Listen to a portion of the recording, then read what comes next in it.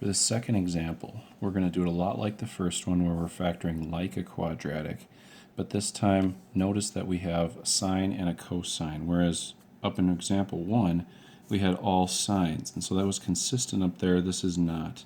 So what we need to do before that is we actually need to replace the cosine squared, because we can take care of that using one of the Pythagorean identities we talked about yesterday. So we're going to take that cosine squared and we're going to take a look over here at our Pythagorean identities. This first one, sine squared plus cosine squared equals 1, can be rearranged by subtracting sine to the other side, by subtracting sine squared, giving us cosine squared.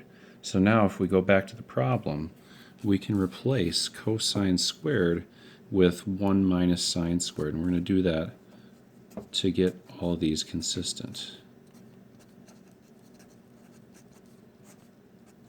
Now that I have all of those, I'm going to get everything kind of out in the open. I'm going to combine like terms and then write it in standard form so that it's easier to factor. So first thing, I'm just going to distribute this negative, so it'll be minus 1 plus sine squared.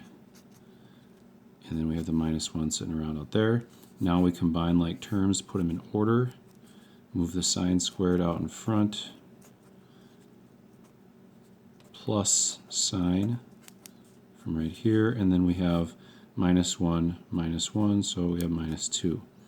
Now we're going to factor this one like a quadratic, like we did last time. So we'll start, and we're going to put sine x at the beginning of each one. Like before, we want to multiply to get to this number, we want to add to get to this number, which is 1.